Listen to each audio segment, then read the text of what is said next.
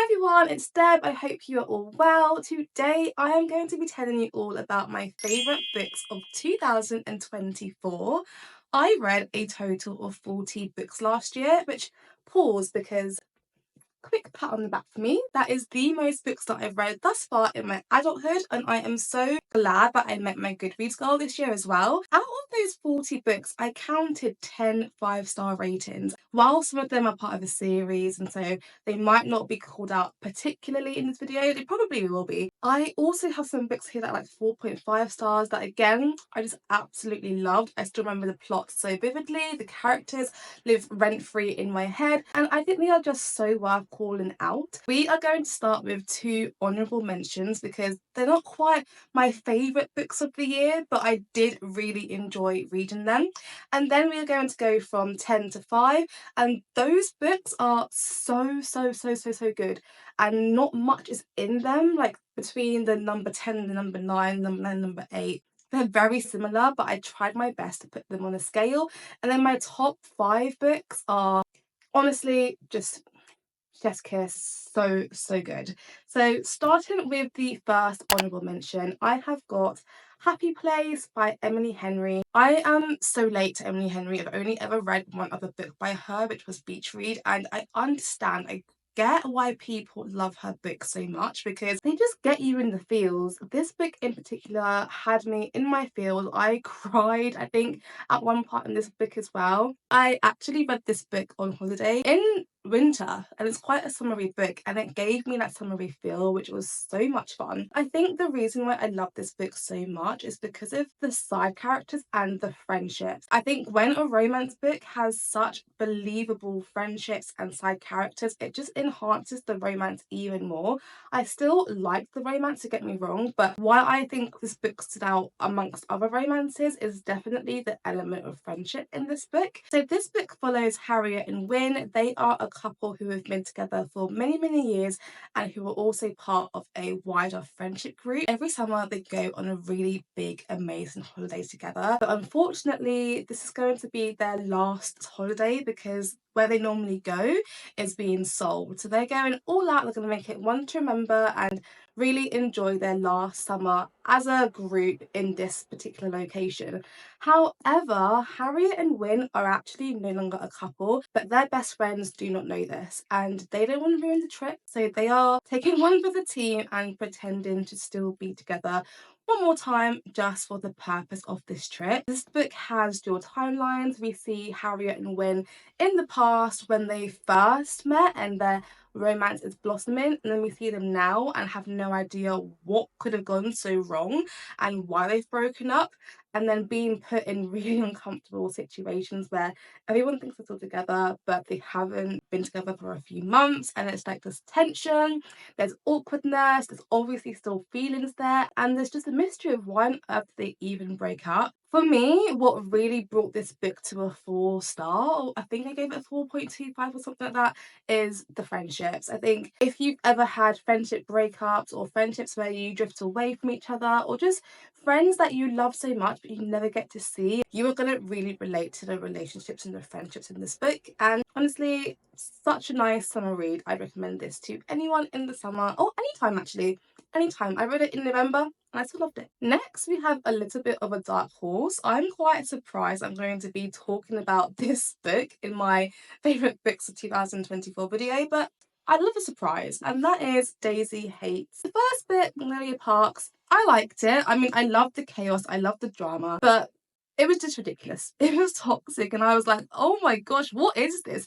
If you're going into that series looking for like lyrical sort of writing or profound quotes, you're probably not going to get it. But if you like chaos, drama, really intense feelings of love, and just rich people problems, then you're going to love the series. It is so much fun. And to be honest, Daisy Hates as a character, I was all for her. She is such an interesting character, has an interesting family, and following this particular romance was way more fun, in my opinion, than Magnolia and BJ. I really enjoyed the romance in this book. I enjoyed the crime element in this book, and I just thought overall I was more invested in the characters and what was going to happen, and I found it more fun to read. So This has actually gotten me really excited to carry on the Magnolia Park series, and I thought it was worth calling out because it's a fun time. Do you know what I mean? And I think when a book can make you feel like you're watching a TV show, a reality TV show,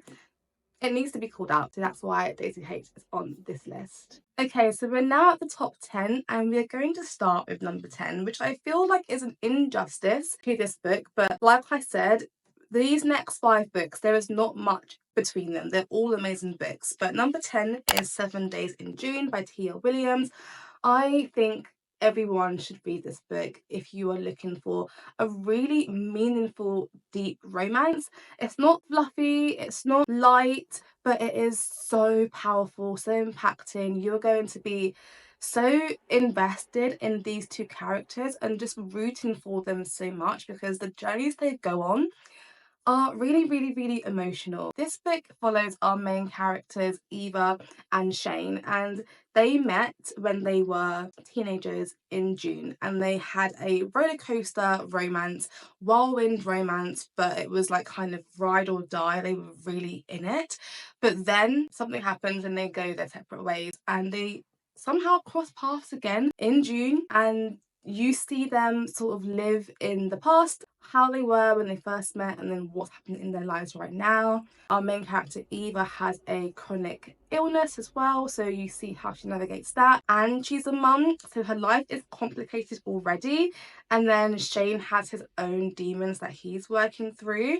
They are both writers, so Eva is a erotica writer and Shane is like this really well-known famous writer as well in their industry, so they're both in the same industry, and that's how they kind of meet again, reconnect again. There's actually quite a lot of comedic relief in this book, considering how many heavy topics are explored. This is a really memorable romance because it feels really real. I love how it gets deep. I love the topics in this book. I think they're really important to talk about. Can't wait to read some more books from Tia Williams this year. Next, we have a duology that took YouTube by storm, I think, in 2023, and that is Divine Rivals. So we've got Divine Rivals and we've got Ruthless Vows. I love both these books so much, so I'm going to put them as 1 at number 9. Honestly, if anyone out there is a little bit intimidated by fantasy or thinks it's too much world building, too complicated, I would honestly wholeheartedly recommend that you try the Divine Rivals series or duology because it's such an easy sort of like introduction to fantasy. You won't be confused, you won't be lost, it's not too hard to understand what's going on. It feels like you're just reading about, typical Earth but with a few magical elements put in there. I love the covers, by the way. And our main characters are Iris and Roman. They are living in a world where 2 gods are at war with each other. Iris's brother is currently at the forefront of it, fighting in this war. And so Iris just throws herself into work at the paper where she works with Roman. They are enemies, they're both going for the same job and they don't quite like each other too much because of that. Iris is missing her brother so much and she finds a magical typewriter. She starts writing to her brother and the letters just disappear and she just assumes they're going to her brother. But they are actually going to Mr. Roman, Mr. Kemp. And wait, so is his name Roman Kemp?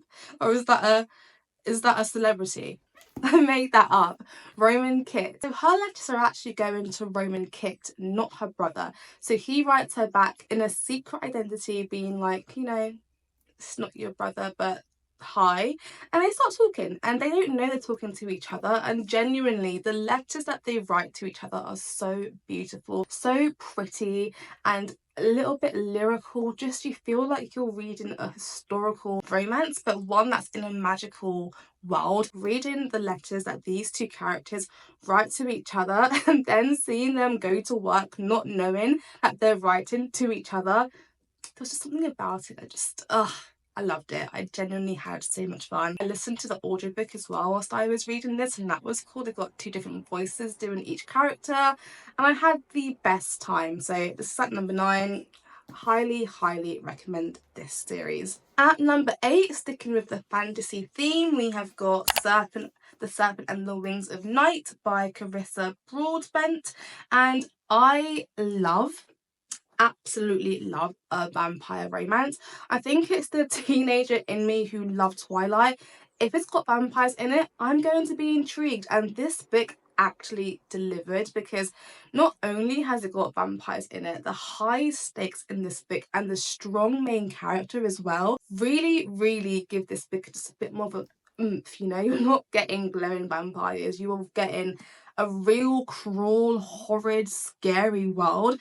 And when you're reading about it, you genuinely feel so terrified. It's so scary, but so gripping. This book is all about our main character, Aurea. She is a human girl who has been adopted into the vampire kingdom by the Vampire King. So he is essentially her dad. And she is very aware that her humanity is not a good thing. It puts her at such a disadvantage in the kingdom because she is everyone's prey. Everyone looks at her as if she is food, and she has had to learn to fight and survive, but no more, because she's going to a trial where if she wins, she will get granted a wish, and she is all about getting that power. She is ruthless. She trusts no one, likes no one, only has one real sort of friendship, and even that is a little bit So when she goes into these trials, she is not about to make friends and make allies until, unfortunately, she has to. There's a trial where you need to partner up, and she just happens to partner up with a opposing sort of team house. I'm not really sure how you'd call them, but a vampire from a different lineage that doesn't really like the lineage that her dad, as the Vampire King, is in. But she's got to put that to one side because she needs his help and he needs her help to get to the next stage of the trials. And you just see how cold she is start to slowly defrost as the book goes on, while she's working with the new friends that she makes in this book. The romance in this book is a really good slow burn, not too much too quick, but when you get what you get, you're really like grasping on. But genuinely, the best thing about this book is Aurea. I think she is such a good main character. She's so strong, but also her character development throughout the book is really well written. The world is really well written. The story is really interesting. And the end of this book, oh my gosh, I was gobsmacked. I was like, what? How? So that has got me wanting to finish the series ASAP. For anyone looking for a romantasy vampire book, this is your best bet. It was so much fun. At number 7, we have got Legendborn, so another fantasy again by Tracy Dion. First of all, I think having a black main character in a fantasy book just really healed the younger me who would have loved to read something like this when I was younger, and still to this day absolutely ate up. It was so much fun reading a fantasy book and the main character was a black girl. So fun. This book is really cool. It's about a girl called Bree, and she is going through a hard time. Her mum's just died and she just wants a fresh start. So she goes to a school, it's kind of like a boarding school, where she ends up seeing something really strange, like a magical sort of fight, and she's thinking, what is going on? What is happening? And then someone tries to erase her memories, but it doesn't work on her. So she remembers everything, no one else does, and she's got so many questions about what she's just seen and why she can remember it when clearly she shouldn't. What I loved about this book was the fact that she has to go on such a deep self-discovery journey about her own heritage, because she's got some magic that she's got locked inside her, and she's finding it really hard to understand why she has this magic and what's going on. That part of the book, her ancestors and her journey in discovering her own magic, I loved. But there's also the part about the Legendborn. So she finds out that that group she just saw having a magical fight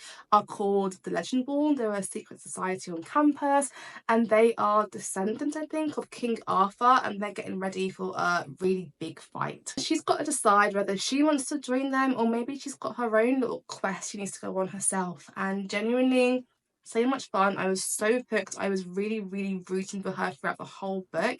I can't wait to carry this on. At number 6, we have got A Good Girl's Guide to Murder by Holly Jackson. I actually read this at the beginning of 2024, and I remember listening to the audiobook and just being gripped that I finished it in 2 days. I was obsessed. I had to know how the mystery was solved, and I genuinely think reading the audiobook at the same time made this feel like a real life crime documentary detective work. I feel like I was with Pip trying to work out this murder case. And so this book is about our main character, Pip. She lives in a small town and there was a murder that happened, I think 5 years ago. Someone called Andy Bell, a very popular, well-known girl, got murdered by her boyfriend Sal Sin, and everyone knows it. The police knows it, the whole school knows it, except from Pip. Pip knows it but doesn't believe it, and so she picks it upon herself for her project to look into the case a little bit more and dig deep and see, have they got the right murder suspect, or is it the case that Sao Singh didn't kill Andy Bell? And let's just say Pip finds out some very, very interesting information that takes her on such a journey, such a roller coaster, and it is so much fun to read about. This book has like mixed media, so you've got interviews, you've got journal extracts, you have text messages. Genuinely, there's so much that happens. You can see there's a little map there. There's just so much that makes this so much fun to read. Also the fact that it's YA as well. Anyone can read this. It's not too scary. It's really easy to get through and you'll just be entertained. It's a lot of fun. So this is at number 6. So we are now at the juicy top 5. These books live rent-free in my head. I find myself sometimes on the sofa thinking about these characters or these plots and thinking, wow, what masterpieces. And so at number 5, we have got The Passengers. This book was so good that I literally made a whole video about this book, because after I finished reading this, I was gobsmacked. I was like, what? And I felt like I had just finished reading or watching one of those really powerful Black Mirror episodes, and I genuinely think if you love Black Mirror, you will absolutely eat up this book. You'll devour it and you'll want more, because it's just such an interesting idea for a plot. The plot is that there are 8 passengers who have 8 driverless cars. Well, in this world, all cars really are driverless. You follow these 8 different characters going on a journey that they initially think they're going on, but a hacker decides differently. The hacker puts them on a new route, which means that if they get to that destination, they will all crash into each other and die. They are freaking out. They don't know why they can't get out of their cars, why the new route has been put into their cars, and what is going on. The hacker basically makes this into a little bit of a reality TV show that people at home, the public, can vote on which passenger they want to see survive, which passenger is worthy to still be alive at the end of this ordeal. And genuinely, I found this a bit scary because I don't think we're that far off something like this happening. It feels like this isn't a far-fetched idea. We've already got self-driving cars, don't we? And it was harrowing. It was creepy and thrilling. I was literally at the edge of my seat, just reading, listening, wondering who was going to die next, how it was going to resolve itself. Was it going to resolve itself? It was such a journey, and each character is carrying such a deep, dark secret that you start thinking, whoa, was my initial perspective on this character right? And it gets you thinking about humanity and who has the right to judge who lives, who dies. If you watched Hamilton, then I was going to say, who tells your story? If you get the reference, let me know. Love Hamilton. But anyway, Black Mirror, thrilling, fun. I can't stop thinking about this plot. It was so much fun. The audiobook is fantastic. Every character has their own voice. Please, pick it up, give it a go. Tell me what you think. I loved it. At number 4, and again, another fantastic audiobook, is Evelyn Hugo, or The 7 Husbands of Evelyn Hugo, I should say. I actually had another Taylor Jenkins Reid book in my top 10 or top whatever books of 2023, and that was when I read Daisy Jones and the Six. I was going to say Daisy Hayes. Taylor Jenkins Reid has a way of making you think that the characters she is writing are real people that have existed in real life, because reading about Evelyn Hugo, I could have easily believed she was a real life movie star. It was phenomenal how well her character was written and how in depth we go looking at her life story. So this book is basically a memoir. It is all about Evelyn Hugo, who was a phenomenal, amazing actress, beauty fashion icon in the 50s, and she is a household staple name. Everyone knows who Evelyn Hugo is, and everyone is so intrigued by her lifestyle, the fact she had 7 husbands.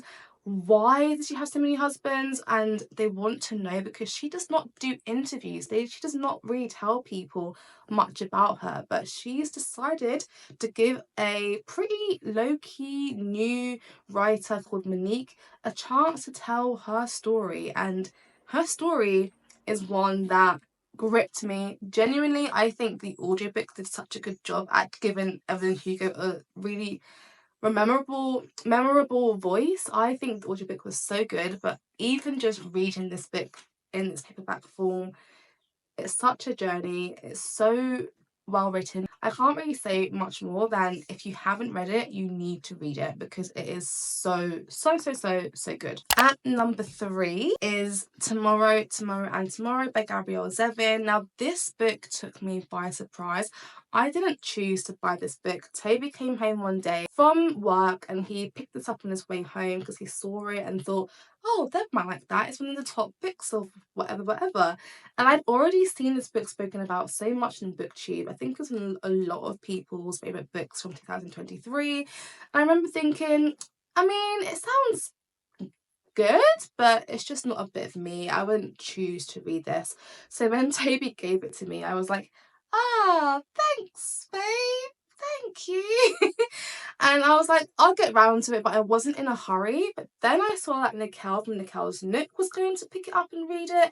And I thought, if I'm ever going to get around to this, it'll probably be as a buddy read. So we read this together, and how wrong was I that I would not enjoy this? I absolutely loved this. I couldn't believe how much I loved it because I didn't think it was something I'd care about. It's about friends who essentially make games together, and I just thought, sounds cute, but I'm not that into gaming. I like playing games like Animal Crossing and The Sims, but that's about it. Let me just tell you, there is so much depth to this book. You know how I was saying how much I love the friendships in Happy Place? Just times that by 100 and how much friendship and love gets explored in this book. And what I really love is the tagline at the very top of this book, because it says, this is the story of Sam and Sadie. It's not a romance, but it is about love. That could not be even more perfectly succinct to what this book is about. It's not a romance book, but it is about love. It's about friendship. It's about family. It's about trials of life. And our main characters go through so much. You see them basically grow up together, and it feels like you get to know them so personally. When they hurt, you hurt. When they cry, you cry. I cried at one part of this book so much. I was so not expecting it. And just honestly, the characters in this book, they're not all likable, don't get me wrong. There's definitely some morally greyness in some of these characters, but they feel real. And that's, to me, such a good skill to have as a writer, to make your characters feel real.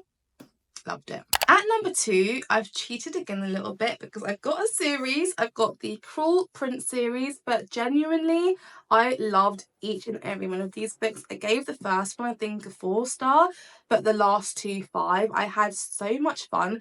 So much fun, in fact, that I had the biggest book hangover ever after reading this book or this series. I was genuinely so upset to have finished this series and not know how Jude and Carden and all of the characters who live in this book were getting on, and I just couldn't stop thinking about them. Still to this day, I'm thinking, I wonder how Jude is. Do you know what I mean? And I think because I read them back to back and listened to the audiobooks, I've got kind of like their fake voices in my head as well. It just made this whole experience so immersive. Their world, I just believe, is a real world. This series is essentially about our main character Jude and her 2 sisters and brother, and she gets abducted from the human world and watches her parents murdered. The murderer of her parents is the one who abducts her into the fairy land and brings her up. So she's also got daddy issues because that's now her dad, but he murdered her other dad and her mum.